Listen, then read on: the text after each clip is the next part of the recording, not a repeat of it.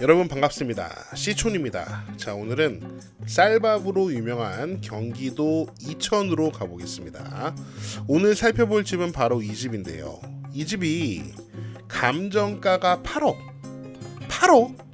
8억이었는데 지금 무지하게 유찰돼서 1억 9천만 원, 4분의 1 토막 이하로 가격이 떨어졌습니다. 이 무슨 일이 있었던 걸까요? 경매물건을 보니까요, 땅이 645평, 땅이 크네요. 그리고 건물이 약 21평 정도 되는데 이런 건물이 하나가 있는 게 아니고 3개가 있습니다. 집이 3개다. 그럼 8억 감정가 이해가 될 것도 같아요. 그런데 도대체 무엇이 문제이길래 현재 가격이 4분의 1 토막이 났을까요? 그리고 제가 경매를 분석해보니까 이 경매 물건에는 임차보증금 1,500만 원을 현재 날릴 위기에 처한 임차인도 한 분 계시더라고요. 도대체 어떤 내용인지 한번 살펴보도록 하겠습니다. 경매 물건이 있는 마을로 왔습니다. 와, 참 좋습니다. 신축급 전원주택들이 이렇게 즐비한 전원주택 단지인데요. 지금 딱 보시면은 집들이 굉장히 양지 바른 곳에 앉아 있죠. 맞습니다. 이렇게 남향으로 지금 전원주택들이 이쁘게 앉아 있는 전원주택 마을이에요. 북쪽으로는 멋진 산이 보이죠. 한번 끝까지 가보면요, 끝까지 쭉 왔습니다. 저기 왼쪽에 길이 보이는데요, 이 길로 내려가면, 자, 이렇게 쭉 가면 여기가 경매 물건이에요. 우리가 아까 봤던 전원주택 단지와 같은 동네인데 느낌이 많이 다르죠. 한마디로 같은 동네 다른 느낌. 지적도로 보시면은 여기 빨간색으로 표시된 땅들이 모두 경매에 포함된 땅이에요. 요 앞쪽은 도로 지분인데요, 도로 지분을 포함해서 땅이 약 645평 정도 됩니다. 면적이 후덜덜하고요. 지도를 좀 넓게 보시면은 여기는 이천시 백사면입니다. 자, 마을을 보시면은 북서쪽으로 이렇게 산이 있습니다. 그리고 이 마을 자체가 동서로 쭉 넓게 펼쳐져 있죠. 저는 굉장히 이런 지형을 좋아합니다. 하루 종일 해가 잘 들고 겨울에는 차가운 북서풍을 막아주기 때문이죠. 경매물건 전원주택 마을은 바로 여기에 있어요. 좀 더 가까이 보시면은 딱 지도로만 봐도 여기 있는 집들은 비교적 신축 전원 단지라고 볼 수 있겠죠. 그 다음에 약간 북쪽으로 여기 보시면은 슬라브 지붕들이 보입니다. 비교적 구옥 단지라고 우리가 볼 수 있어요. 그러니까 옛날부터 사람들이 요 북쪽에 모여 살았던 것 같고, 요 남쪽 지역은 새로 땅을 분양해서 전원주택을 개발한 것 같습니다. 경매 물건은 여기에 있어요, 요 끝에. 그리고 여기 전원주택 단지, 구옥 단지 다 포함해서 여기 있는 땅들이 주변의 동서에 있는 땅보다 대지가 상당히 높습니다. 그래서 여기서 한번 보면은 여기 주택들이 앉아있는 땅의 지대가 굉장히 높아서 거실에서 바라보는 전망이 다 시원시원하고 개방감이 상당히 좋습니다. 그런데 제가 현장에서 보니까 요 경매 물건이 앉아있는 땅이 상당히 높은 옹벽 위에 올라가 있는 모습을 확인할 수 있었습니다. 지대가 높아서 이렇게 지금 보강토를 엄청 높게 쌓았는데 제가 보기에는 이거 조금 무섭다, 이런 느낌이 좀 들어요. 물론 안전하게 보강토를 잘 쌓았겠죠. 그럼에도 불구하고 저는 조금 무섭다, 이런 생각이 들더라고요. 자, 이거는 옹벽을 요 아래쪽에서 바라본 모습입니다. 여기 날짜를 보시면은 2011년 사진이에요. 2011년에도 여기에 엄청난 높이의 옹벽이 쌓아 있었습니다. 그러니까 경매 물건이 앉아있는 땅은 굉장히 오랫동안 이렇게 옹벽이 있던 자리예요. 현재 모습을 보시면은 이렇게 원래 나무가 있던 땅에 이 부분도 이렇게 보강토가 엄청 높죠. 이렇게 올라간 것을 확인할 수 있는데 이 부분이 이제 신축급 전원 단지가 되겠습니다. 와, 무시무시하네요. 진짜 인간이 대단합니다. 아무튼 이렇게 높은 그 자리에 끝자락에 경매 물건이 위치하고 있는 거예요. 계속해서 구경을 해보겠습니다. 집이 3개라고 했는데, 자, 여기에 하나가 있고요. 이쪽으로 가면은 2채가 더 있습니다. 지금 보시면 이게 첫 번째 집인데, 토지는 각각의 집이 한 100평 정도 되고요.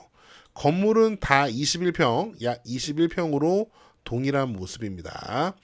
이 첫 번째 집인데 하얀색 메쉬 펜스로 이렇게 표시를 해놨고, 그 다음에 여기 지금 보강토 있는데 보시면은 이렇게 물이 많이 이렇게 물때가 좀 낀 것을 확인할 수 있습니다. 자, 길을 따라서 들어가면서 볼게요. 첫 번째 집인데 이 집 거실창이 바라보는 방향은 이 방향입니다. 동향이에요. 건너편에 있는 집들을 보면은 남쪽을 보고 앉아 있는 것을 확인할 수 있죠. 아무튼 개방감과 전망은 나쁘지 않아요. 자, 계속 쭉 가면서 보시면요. 자, 이 집은 경량 철골 구조고요. 상당히 오래돼 보이는데 사용 승인이 2019년 5년밖에 안 됐습니다. 외벽은 이렇게 시멘트 사이딩, 지붕은 이렇게 아스팔트 싱글로 마감한 것을 확인할 수 있고, 여기 보이는 도로도 다 지붕으로 포함이 되어 있습니다. 자, 집의 모습이고요. 첫 번째 집과 두 번째 집 사이에도 이렇게 울타리를 쳐놨고 나름 조경도 잘 되어 있습니다. 개방감은 나쁘지 않고요. 두 번째 집입니다. 첫 번째 집과 똑같이 생겼죠. 차이점이 있다면 첫 번째 집은 요 뒤쪽에 현관이 있었는데 두 번째 집은 요쪽에 현관이 있습니다. 두 번째 집은 이렇게 창고도 하나 딸려 있고요. 토지의 면적은 100평 정도 됩니다. 자, 이렇게 안쪽에는 교회가 있고요. 옆에도 이렇게 땅이 굉장히 높은데 그 높이가 어마어마합니다. 저는 현장에서 굉장히 압도적으로 느꼈고요. 여기 경기도 이천인데 무슨 서울 산동네 느낌이 난다. 그런 생각이 강하게 들었습니다. 뒤돌아보면 와, 이 높이가 어마어마하죠. 마지막으로 교회 옆에 이렇게 세 번째 집이 있는데 현관이 북쪽을 향하고 있는 것을 확인할 수 있는데, 아무튼 이 집 3개가 똑같이 생겼습니다. 현관의 위치만 좀 다르죠. 앞에서도 말씀드렸지만 지대가 높아서 뭐 바라보는 전망은 좋습니다. 이천이라 그런지 여기 쌀농사 지는 논이 상당히 많이 보이고요. 요 앞쪽으로 무슨 공장 같은 게 보이는데 제가 현장에서 냄새를 맡기로는 뭐 나쁜 거 생산하는 공장 같지는 않았고 농산물을 뭐 만드는 공장이지 않을까 하는 추측이 들었습니다. 그럼에도 불구하고 현장에서 경매 물건을 보면 누구라도 이런 생각이 들 거예요. 아무리 집이 새 채여도 이게 감정가가 8억이라고? 이런 생각이 안 들 수가 없습니다. 자, 그럼 첫 번째로 이게 왜 8억이야? 이 경매 물건이 왜 8억에 감정이 되었는지 간단하게 살펴보고 과연 그 감정가가 우리 일반이 느끼는 그 가격과 비슷한지 한번 살펴보도록 하겠습니다. 자, 일단 감정평가된 내용을 보겠습니다. 감정평가사는 전문직입니다. 그렇기 때문에 여기 감정평가된 내용은 우리 일반이 이해하지 못하는 높은 수준의 감정평가 기법을 통해서 감정평가 금액이 산정이 된 거예요. 아무튼 지금 토지하고 건물의 감정가를 보면은 토지 같은 경우 645평이 총 5억 6,700만 원 정도. 자, 이거를 한번 나눠보면요. 대지, 도로 지분 말고 대지는 평당 한 124만 7,400원 정도. 이 정도의 감정이 된 거예요.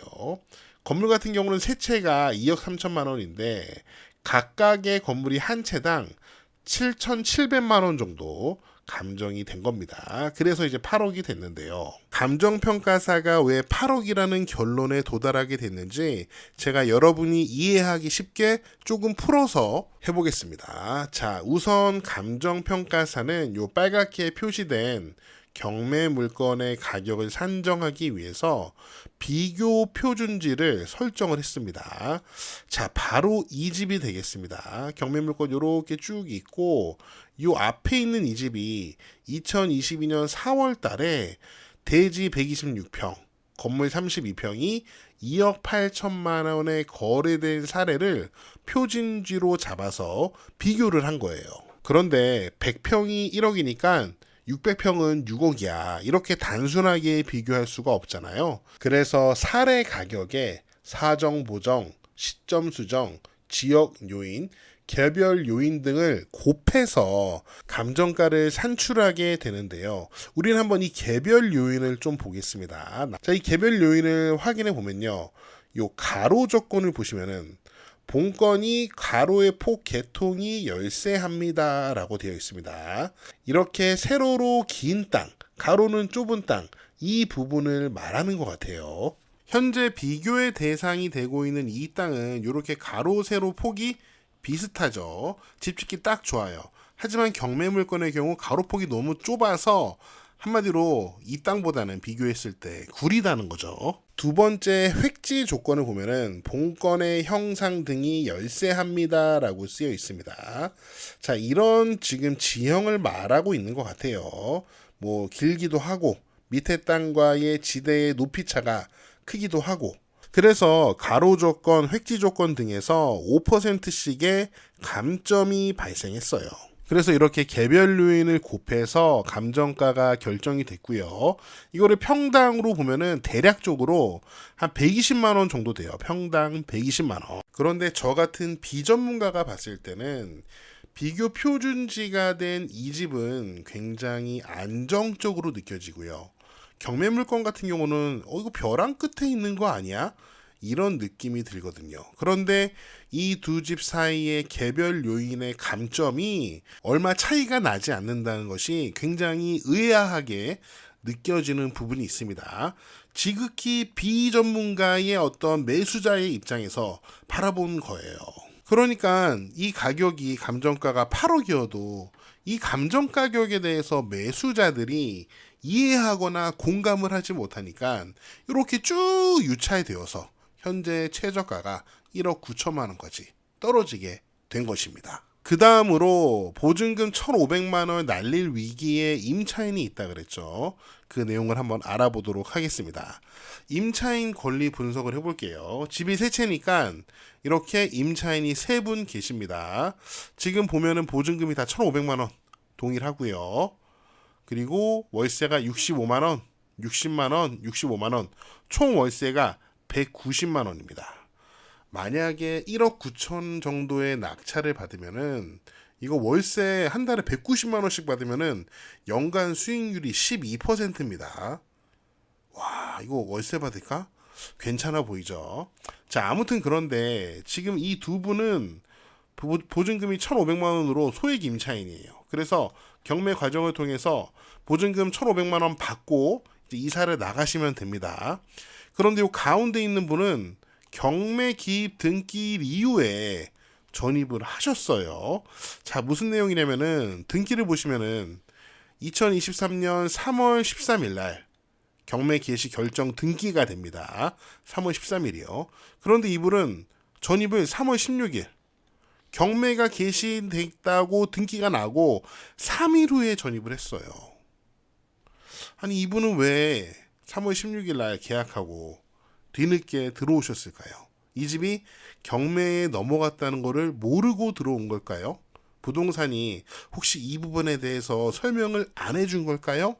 아무튼 이분은 경매 개시 결정 등기보다 늦게 전입을 했기 때문에 지금 1,500만 원 보증금을 배당 받을 수가 없습니다. 정말 안타까운 상황이죠. 그래서 여러분도 알고 계시지만 자녀들한테도 가르쳐야 합니다. 뭐 전세든 월세든 세를 들어갈 때 그 부동산의 등기를 잘 확인하고 지금 그 임차인의 권리보다 앞서는 권리가 있는지 혹은 집이 경매에 넘어갔는지 잘 확인하고 계약을 해야 된다고 여러분도 아시지만 자녀들에게도 잘 가르쳐야 합니다.